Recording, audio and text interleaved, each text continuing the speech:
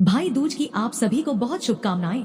दोस्तों, हिंदू धर्म के अनुसार दुनिया भर में मनुष्यों के कई तरह के रिश्ते होते हैं, लेकिन इन सब में सबसे प्यारा और पवित्र रिश्ता होता है भाई और बहन का, और इसी रिश्ते को सेलिब्रेट करने का पर्व है भाई दूज। दोस्तों, आज के इस वीडियो में हम जानेंगे कि भाई दूज आखिर क्यों मनाया जाता है, इसका महत्व क्या है और क्यों यह भाई बहनों के लिए जीवन मृत्यु का सवाल बन जाता है। आज हम दो कथाओं के जरिए इसे समझेंगे, जिनमें से एक देवताओं की दुनिया से जुड़ी है और दूसरी एक लोक कथा है जो एक साधारण परिवार की असाधारण बहादुरी की कहानी है। तो चलिए शुरू करते हैं। पौराणिक कथाओं के अनुसार सूर्यदेव और संज्ञा की दो संतानें थी। पुत्र यम जो मृत्यु के देवता बनने वाले थे और पुत्री यमुना जो पृथ्वी पर पवित्र नदी के रूप में बहने वाली थी। सूर्य देवता की पत्नी संज्ञा अपने पति के तेज को सहन नहीं कर पाती थी, इसलिए जब सूर्य देवता का तेज उनके लिए असहनीय हो गया तब उन्होंने अपनी छाया का निर्माण किया। छाया उनकी एक ऐसी छवि थी जो बिल्कुल उनके जैसी दिखती थी, लेकिन भावनाहीन संज्ञा ने अपनी संतानों को इस छाया को सौंप दिया और गुप्त रूप से चली गई। छाया अब माँ का रूप धारण कर चुकी थी, लेकिन उनके दिल में कोई ममता नहीं थी। वो यम और यमुना को उपेक्षित करती, उन्हें अकेला छोड़ देती, लेकिन भाई बहन का बंधन अटूट था। यमुना अपनी मासूम आंखों से भाई को देखती और कहती, भैया तुम मेरे रक्षक हो। यम भी अपनी बहन की रक्षा के लिए हमेशा तैयार रहते, लेकिन समय के साथ यम की जिम्मेदारियां बढ़ती चली गई। वह मृत्यु के देवता बन गए। यमराज जो जीवों की आत्माओं को न्याय के तराजू पर तोलते, उनकी व्यस्तता ऐसी थी कि वह बहन से मिलने का समय ही नहीं निकाल पाते थे। यमुना का दिल उदास रहता। वह हर साल कार्तिक मास की शुक्ल द्वितीया को भाई को निमंत्रण भेजती, नदियों के माध्यम से, हवाओं के जरिए, लेकिन यमराज के कर्तव्य उन्हें बांधे रखते। अब एक दिन यमुना ने ठान लिया। वह अपने महल में बैठी आंसू बहाती हुई प्रार्थना करती है, हे भगवान, क्या मेरा भाई कभी आएगा। उधर यमुना जी की भावपूर्ण पुकार से यमलोक में यमराज को एक अजीब सी बेचैनी होने लगी।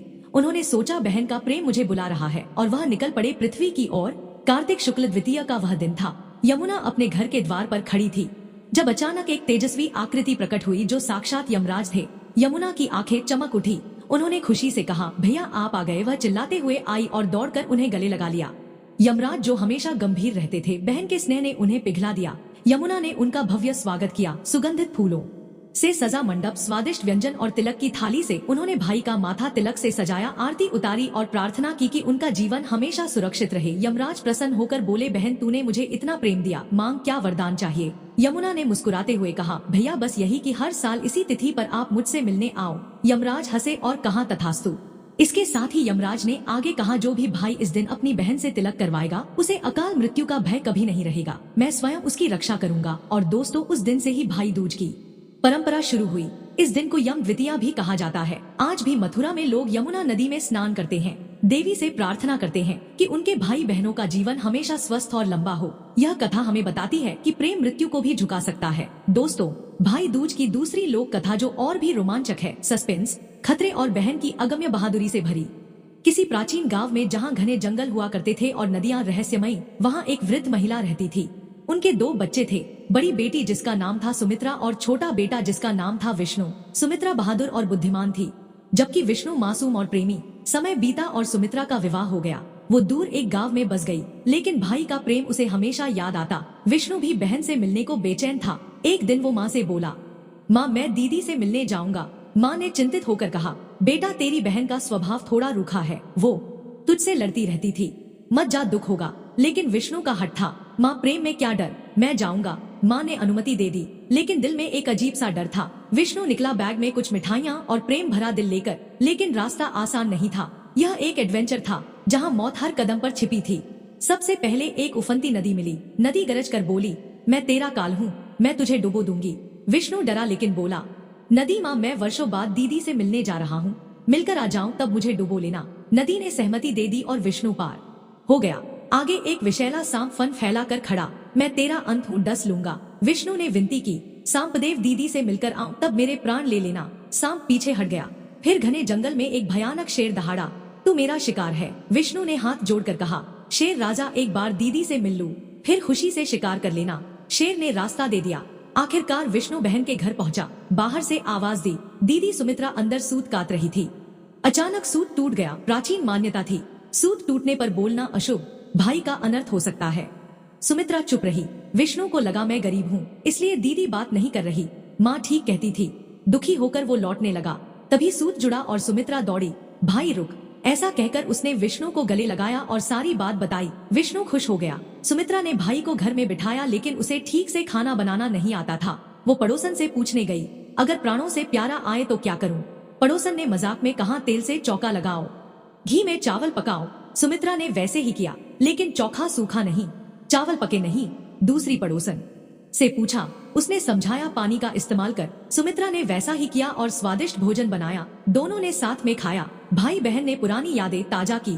कुछ दिन बाद विष्णु बोला, दीदी अब जाऊं, माँ अकेली है। सुमित्रा ने सुबह गेहूं पीसा, लड्डू बनाए, कुछ भाई को दिए, कुछ बच्चों के लिए रखे, लेकिन बच्चों के लड्डू हरे हो गए। गेहूं में सांप पिस गया था। सुमित्रा घबरा गई, भाई मर जाएगा।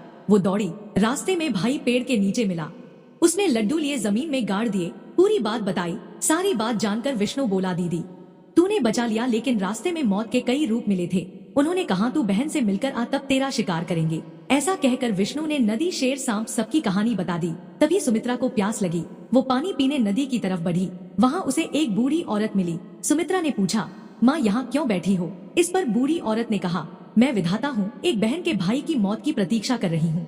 सुमित्रा समझ गई कि यह उसके भाई की बात हो रही है। उसने पूछा कि माँ, उस बहन को अपने भाई को बचाने के लिए क्या करना चाहिए? तब विधाता ने कहा कि वह बहन अपने भाई को गालियां दे और उसके विवाह होने तक यदि उसको सभी आपत्तियों से बचा ले तो उसका काल टल सकता है। तब वह भाई के पास जाकर कहती है कि भाई, मैं तुझे घर तक छोड़ने स्वयं चलूंगी, मैं बस थोड़ी देर में आती हूँ, तब तक तू मेरा यही इंतजार करना।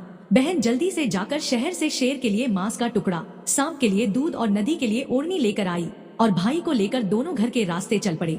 रास्ते में शेर के मिलने पर इससे पहले कि वह भाई पर हमला करता, बहन ने उसके आगे मांस का टुकड़ा डाल दिया, जिससे भाई की ओर बढ़ रहे शेर का ध्यान दूसरी ओर चला गया और वह दोनों वहां से निकल गए। फिर आगे चलकर उन्हें एक सांप मिलता है और वह जैसे ही भाई को डसने के लिए आगे बढ़ता है, बहन उसके आगे दूध रख देती है और सांप दूध पीने लगता है। और अंत में नदी के मिलने पर बहन नदी को चुनरी अर्पित करती है, जिससे नदी प्रसन्न हो जाती है और भाई के प्राण लेने की जगह उन्हें वहां से जाने का रास्ता देती है। जैसे ही दोनों भाई बहन घर पहुँचते हैं, बहन अपने भाई को गालियां देना शुरू कर देती है, लेकिन माँ यह देखकर गुस्से में आ जाती है और विष्णु से कहती है, तू इसे क्यों लेकर आया? भाई ने कहा, माँ बहन तो बहुत अच्छी थी, पता नहीं इसे अचानक क्या हो गया। कुछ दिन बाद ही भाई का विवाह तय हो जाता है। बाद में जब सगाई की रस्म शुरू होती है तो रस्म शुरू होते ही वहाँ पर आग लग जाती है। बहन को तो बूढ़ी महिला का रूप धारण किए विधाता ने पहले ही बता दिया था कि उसके भाई पर विपदाएं आएंगी और यदि वह टाल देती है तो उसके भाई की मृत्यु भी टल सकती है। इसलिए वह हर समय सतर्क थी और उसने जल्दी से उठकर आग को बुझा दिया। सुमित्रा सगाई से विवाह तक हर समय अपने भाई के साथ ही रहती थी। बारात के निकलने के दौरान भी सुमित्रा ने कहा कि पहले इसकी नहीं मेरी निकासी करो, और उसने भाई को पीछे के द्वार से ले जाने के लिए कहा। जैसे ही भाई को पीछे के द्वार पर ले जाया गया, आगे वाला द्वार टूटकर गिर गया। वहां उपस्थित सभी लोग समझ गए थे कि बहन ने भाई की जान बचाई। इसके बाद फेरों के समय भी बहन साथ में बैठी रही। आखिरकार जब शादी पूरी हो गई तब बहन ने माँ और भाई को पूरी बात बताई। इस तरह से एक बहन ने भाई दूज की परंपरा को निभाते हुए अपने भाई की रक्षा की। यही वजह है कि आज भी भाई दूज को पूरे देश में मनाया जाता है। दोस्तों, यह थी आज की वीडियो। आपको यह कहानी कैसी लगी कमेंट करके हमें जरूर बताएं। अगर आप भी अपने भाई या बहन से इतना प्रेम करते हैं तो वीडियो को अपने भाई और बहनों के साथ जरूर शेयर करें, ताकि उन्हें भी भाई दूज के पीछे की कहानी पता चल सके। और अंत में हमारे चैनल मल्टी टाइप चैनल सुधा मिश्रा को सब्सक्राइब करना बिल्कुल ना भूलें।